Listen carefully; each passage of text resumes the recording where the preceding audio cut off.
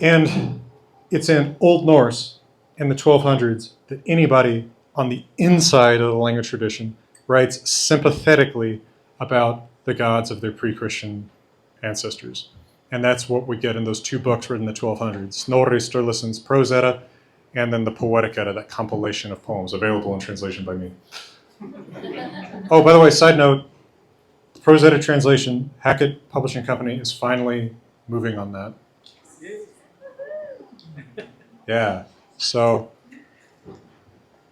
after a long time of delays, I finally said, the people want this. It's like, as the voice of the people. So I'm working on that over the next year, and hopefully we'll get that out in 2026 or something, which is still better than it was going to be. So anyway, it'll happen. Okay, so I'll just try to organize this as best I can, kind of moving from old to newer, and stop me if you have questions, remarks, whatever. I think, and I could be wrong about this, somebody could point to something earlier, but I think the earliest mention of the religion or myth of Germanic-speaking peoples is by Tacitus. I think. I haven't been able to find anything that's really earlier. There's a couple Greek or Roman mentions of Germanic-speaking peoples that are earlier than that, but I don't find any religious stuff in it. So, but Tacitus is actually not he's not the most obviously reliable source in the world. Do we have something I could use as an eraser back there? So this guy Tacitus is very well known to people on the internet who like to call me a moron. That is, most of the time, if I see Tacitus, if I'm just my eyes are glancing through an email or, just kind of grazing over the comments on a YouTube video or something, if I see the word Tacitus, it's probably somebody calling me a moron. So Tacitus is a Roman writer who in AD 98, so this is pretty early, writes a book that in Latin is called Germania. Usually it's either translated in English as Germania, or sometimes people translate it as just Germany or on Germany or something like that. Of course, Germany at this point, a misnomer, because he's not talking about the modern borders of Deutschland, right? He's talking about the Germanic-speaking peoples north of the Roman Empire who are all over, right? It's not restricted to places that speak German now. Also, Germanic, right? Not the same as German. Germanic is a name for a broader language, a broader family of languages. There's a good translation of this, by the way, by Benario, if you want to look for this. I think that's probably the best translation in English after going through the vicissitudes of many of them. Now, Tacitus was better known in his lifetime for writing other things. Germania was kind of a passion project, and if you read it objectively, you can tell that it's a passion project. He is mostly talking about the Germani as a way to say that Romans suck, right? Tacitus is the college student who spent a semester abroad and comes back, and he walks up to the counter at Mead Krieger and he says, I would like, how do you say it? I've been so long in France. A glass, right? It's like, yeah, right. Yeah, Jackson with an X. We know that you've been to France, right? Jackson. It is Jackson. Je m'appelle. Yeah. We've all met this guy. And it might be France, it might be Spain, it might be Italy, it might be Japan, it might be Uzbekistan, whatever. We've all met this guy. Tacitus hasn't even been there, but he knows guys who have been. So, all right, we're already kind of, this is dangerous. This is so now he's even actually more like the internet commenter, who says, "I hear that in Japan," yeah, etc., etc., etc. Yeah, yeah. And he just loves talking, basically, like, quickly scanning the room. I'm terrible at guessing people's ages, but I feel like we're all adults here or whatever. Basically, he just wants to say how slutty Romans are. He's like, but these Germani, these people who live closer to the land, right? Does this sound kind of familiar? Because people do this today too. They live closer to the land, right? And, like, and they're faithful to their wives. And the wives are faithful to them or they kill them. So there's a dark edge to it too. But that's a lot of what it's about. And they're so handsome. It's a thing. he enjoys telling us that. Which is weird because Ibn Fadlan does the same thing 800 years later. He's obsessed with how handsome they are. I don't know. It's kind of an oh boy thing. So, oops, sorry. What does he tell us about their religion, though? He does tell us some things that are kind of interesting. However, there is a big problem beyond the fact that, again, he's mostly doing this as a moralizing project. There's a big problem with using him as a source for religion.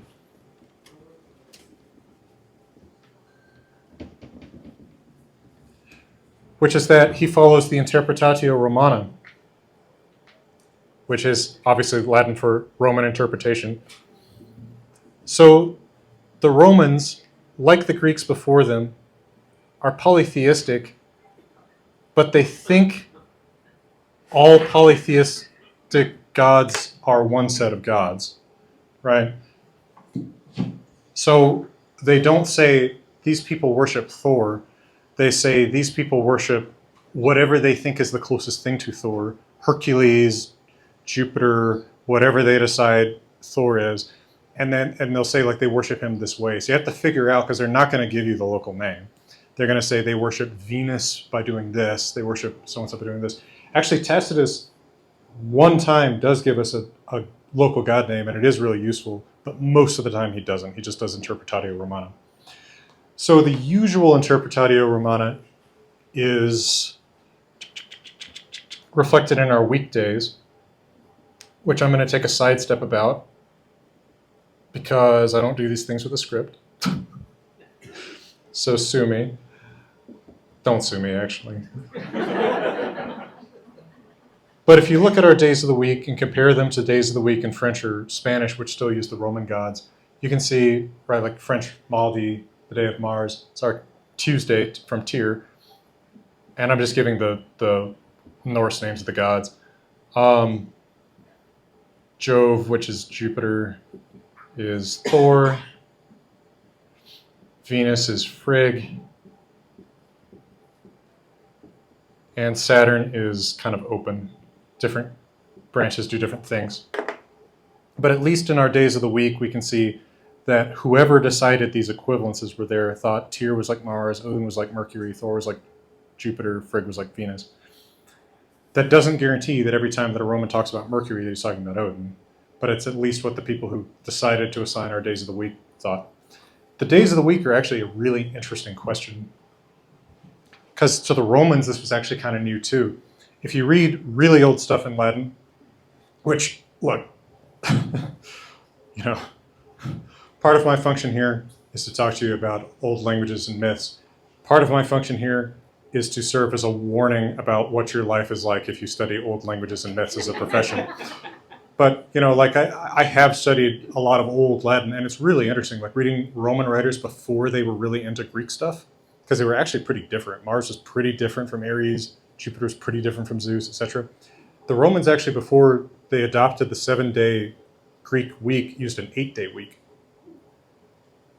It's kind of interesting. Mars was originally an agricultural god, wasn't it? Yeah, Mars is much more like if you read like the what's it called? Those tablets that have some of the oldest, the Iguvine tablets, whatever, that have some of the oldest Roman ritual. But they adopt the 7-day Greek week, which,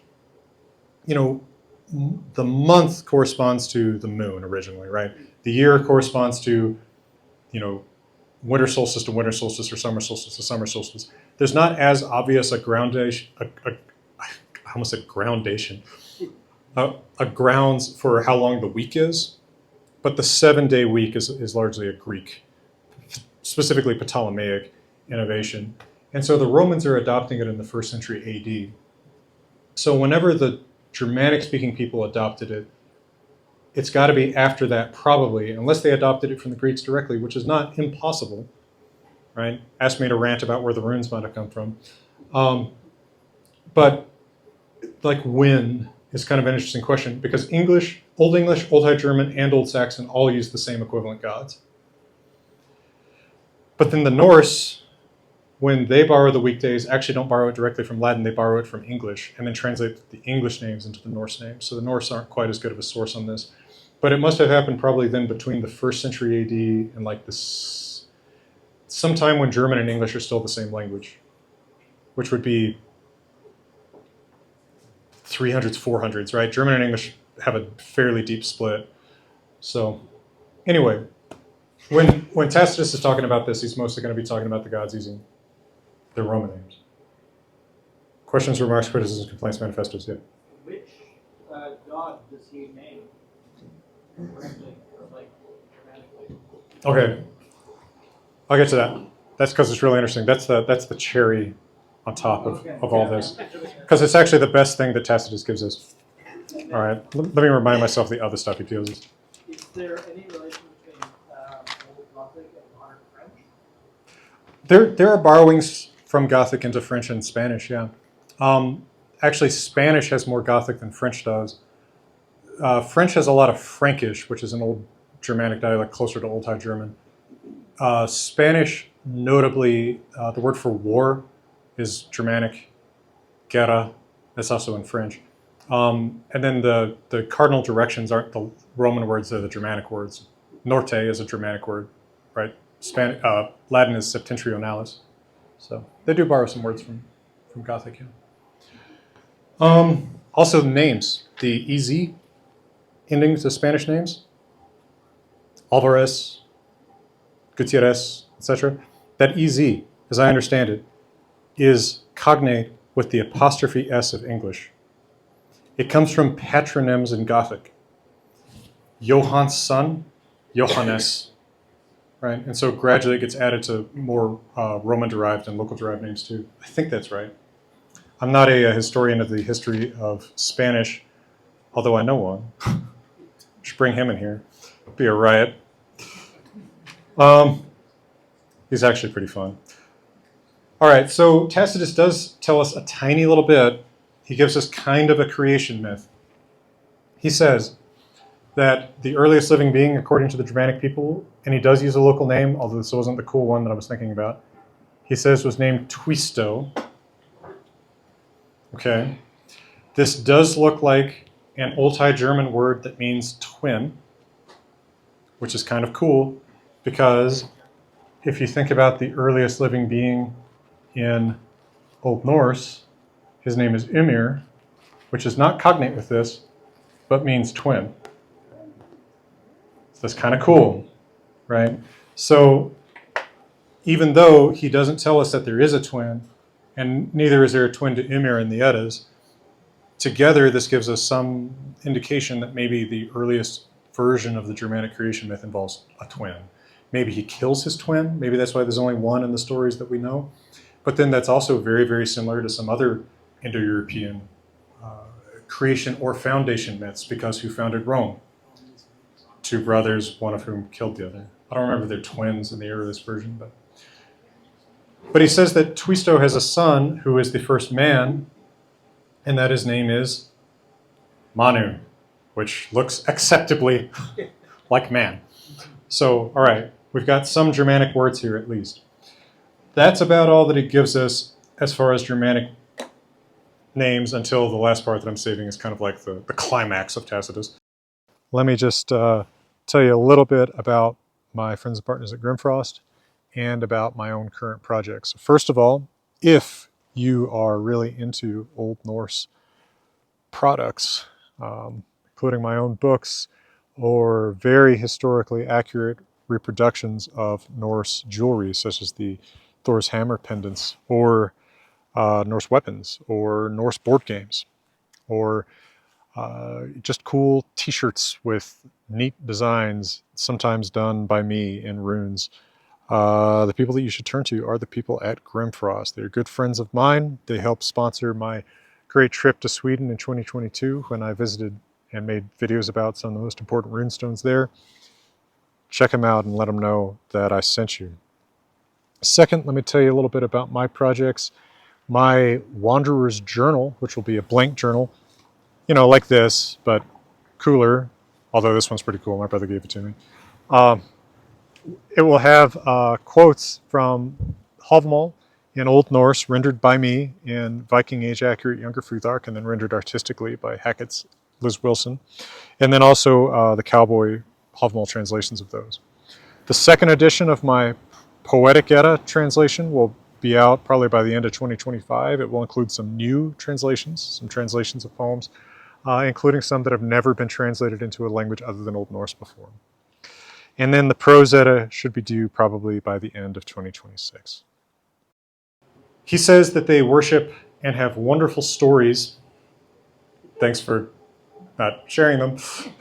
Right. It's wonderful stories about Hercules and Ulysses.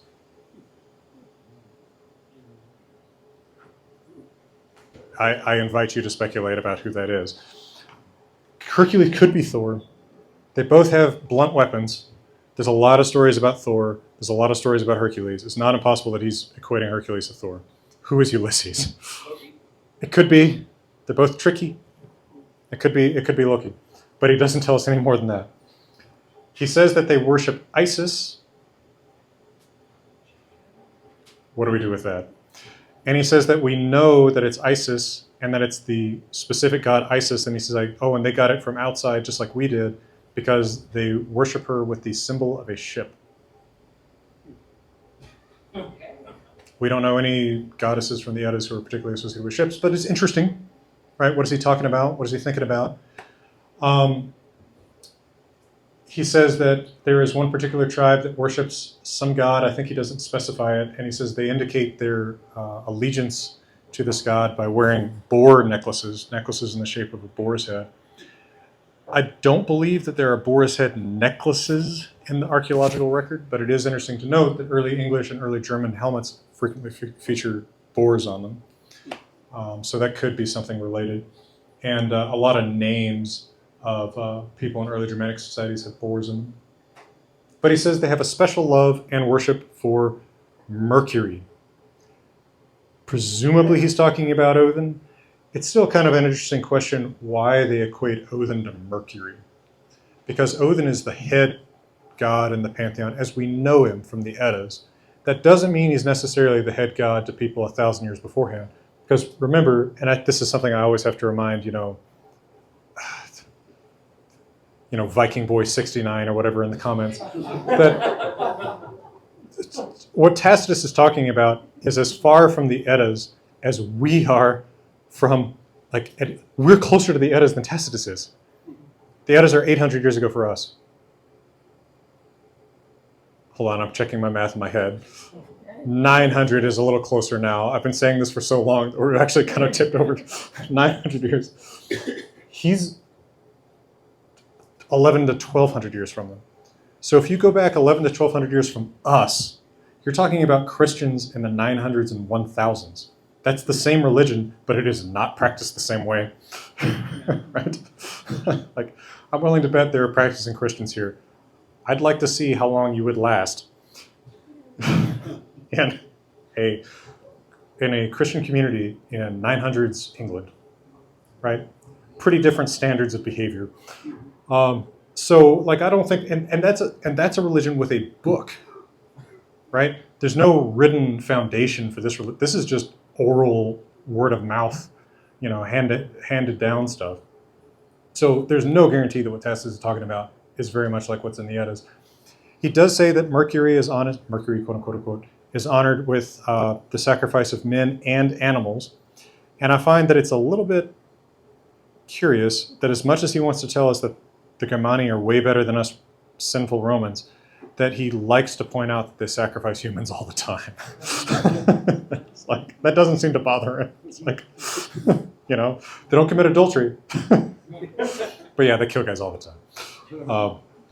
He's also fascinated. The Germania is kind of fun to read because he also says, like, I cannot figure out why they're so lazy, but they do not like peace. Like, they always want to fight, but they don't want to work.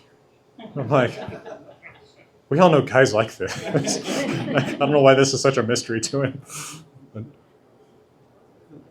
Do you think the human sacrifice thing is true, or do you think it's propaganda? I think it's true. I think it's at least partially true. I do think they're sacrificing human beings still at this point. We can get into that. There's good late evidence for it beyond just Tacitus. Oh yeah, everybody did it once upon a time. Oh my goodness. Speaking of how long I've been doing this. Oh yeah, he also talks about divination. He says they will take the branch of a fruit tree, slice it up into little rounds, and make certain marks upon the little rounds. He says that then an oracle, which he describes, it seems like he means an old man here because he uses masculine adjectives, but later he talks about women doing most of the soothsaying, so it's hard to tell what he means. If we're supposed to be picturing a man or a woman. But the oracle throws 3, like reach into a bag with all these little rounds with symbols carved on them. Reach into a bag, throw 3 of them onto a white cloth, and then look at the sky while interpreting each one in turn. Interesting. Could those little marks be runes? Sure, they could be. He doesn't use the word. He doesn't say letter either. He says mark. Although actually, I think the word he uses in Latin, I think it's just signum. Like, which, is that a letter? Is that a triangle, right? Like, he doesn't tell us. Is it a bird picture, right? It doesn't say.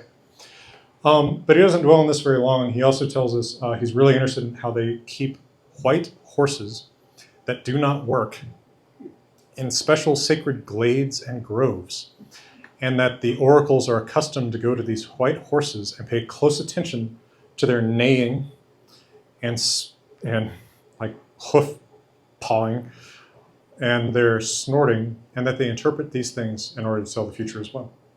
So that's kind of fun. And then, blah, blah, blah, a lot more stuff about how they're so chaste. He says this with a little bit of like, this is, everybody's got their flaws. And like, there's kind of like a chapter that starts with, I've been talking a lot about how cool the Germani are. They do have their flaws.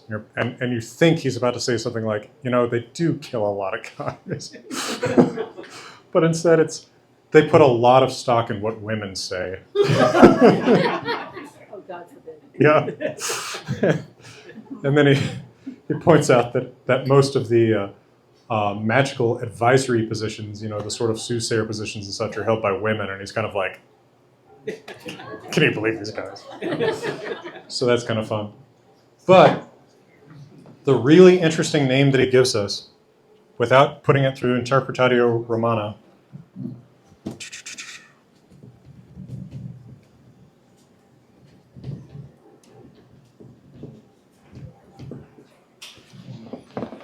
is, he says there's a certain tribe that worships a goddess named Nerthus.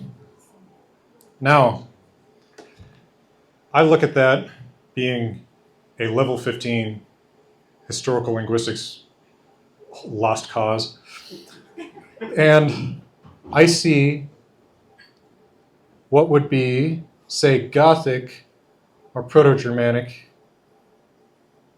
Nerthus. Right? So all he's done is change this final Z to an S, because classical Latin doesn't have a Z, and he's representing that th, just as English does, by th. Okay? So if we have Proto-Germanic Nerthus, what is that going to become in Old Norse? U is going to mutate the E before it, just like in the word erthu, which becomes earth. In Old Norse, that's Jorð. But in Old Norse, this would absolutely regularly become Njordur, who is a male god that we know pretty well from the Eddas. So he says this is a goddess, and he's clear about it. He says Dea and uses all feminine adjectives and pronouns. But she has absolutely exactly the same name as a male god that we know from the Eddas. It's kind of neat.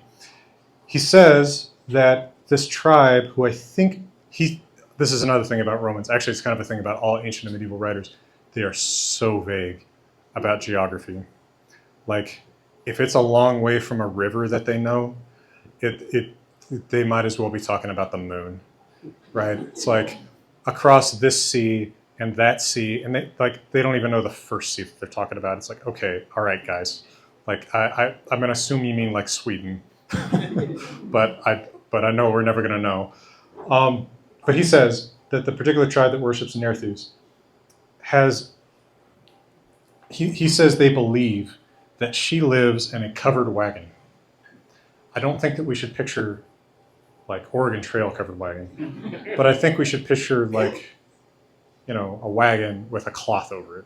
It's kind of what I'm picturing. He says it's a white cloth. He says she lives in the wagon.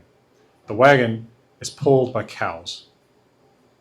I'm being specific about that. It's female beef cattle. And the priests of Nerthus allow her to just be drawn wherever the cows want to draw her. And so if the cows decide to drag her through a particular farm community, everybody's happy. Oh my gosh, the goddess is visiting. This is wonderful.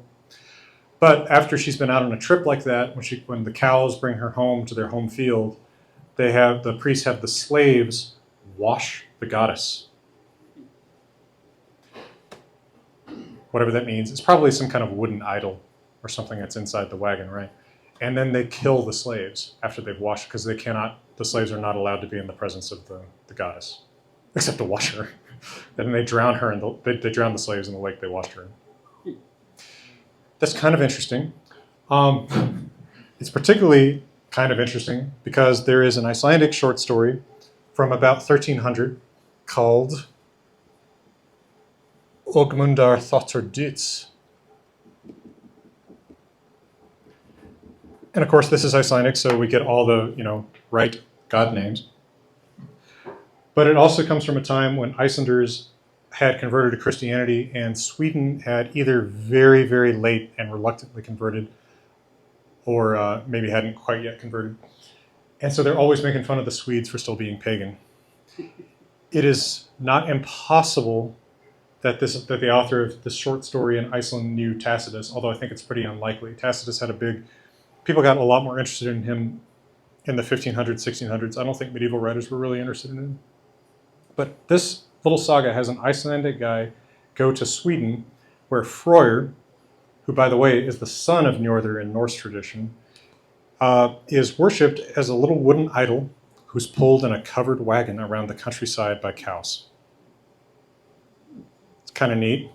If that's an independent attestation of the same tradition, that's pretty valuable, right? This must be a survival of essentially the same tradition.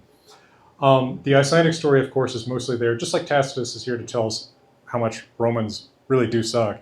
The Icelandic story is really there to tell us how much Swedes really do suck. So it's kind of all about, like, how can the Swedes believe this, that there's actually a god in there and blah, blah, blah. And so this Icelandic guy actually knocks the wooden idol out and just gets in and pretends that he's Freyr. And, like, of course, the Swedes believe him. They're like, oh my gosh, our wooden idol has come to life. So, it turns into kind of a comedy because in the Icelandic story, the Swedes have the idol of Freyr has a wife. And so, of course, this Icelandic guy kind of takes her as his wife. And so she becomes visibly pregnant, and the Swedes are excited because, like, oh my gosh, Freyr as a child is going to live among us soon. I forget how it's resolved, but it's all very comedic. Anyway, I don't think it's actually that big of a problem that here Tacitus is clearly talking about a female goddess, and yet the Norse god who has this name is male, because Njordur in the Norse tradition also has an unnamed sister. And he is accused by Loki in Lokasenna, one of the poems in the Icelandic Poetic Edda, of having his two children, who have the same name, Freyr and Freya, with his sister. I don't think that it's impossible that just as Njordur has two children by just male and female forms of the same name, that his sister had a female form of his name, and that they had their children together. Although she's never named in Icelandic, so we don't know that. But it's also not impossible for names to migrate between genders over the centuries. So I think that's a curious little fact.